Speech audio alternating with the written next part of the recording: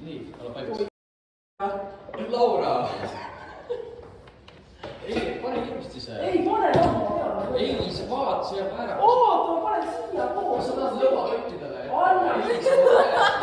Kas ma tahan lõuarotti mulle jätta või? Sul on keha midagi see. Action! Sul on küsimused kirjas sulle.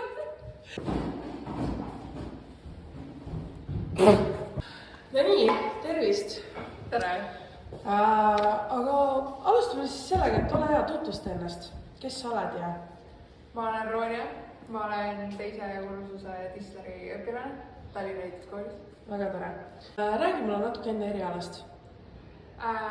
Tisler on siis pehme puitmööbli valmistamine või siis korpusmööbli valmistamine. Me oleme need, kes siis teevad seda kõik nullist ehk siis puuplangud ja kõik algab sealt. Ja jah, väga täpne töö, millimeetri pealt. Räägi sina kui naisterahvas. Kas see on naiste jaoks raske ka? Ei ole, sest minu arust on just pigem naistel lihtsam seda tööd teha, sellepärast et mehed on nagu ei ole just nii täpsed.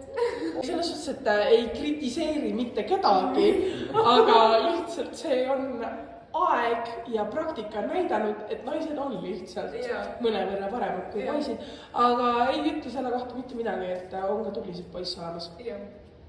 Aga jah, just sina. Mul on sulle selline küsimus, et oled põhikooli lõpetaja. Miks sa peaksid just Tallinna Ehituskooli Tisleri eriala õppima tulema?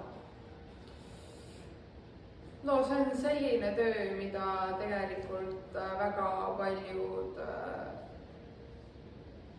ei oska. See on nagu selles mõttes keeruline asi, mida sa ei saa niisama õppida lihtsalt iseseisvalt. Et see on ikka asi, mida sa pead õpet saama. Siin on väga need nii-öelda terminoloogia ja kõik need kasutustööristad ja kõik asjad on ikka nagu väga spetsiifilised. On lihtsalt väga palju tegelikult, just väga vähe inimesi, kes oskavad Tisleri eriala, ehk siis nagu töövõimalust on väga palju, sest on vähe inimesi, kes saavad aru, et mida nad teevad ja nagu oskavad kvaliteetselt tööd teha.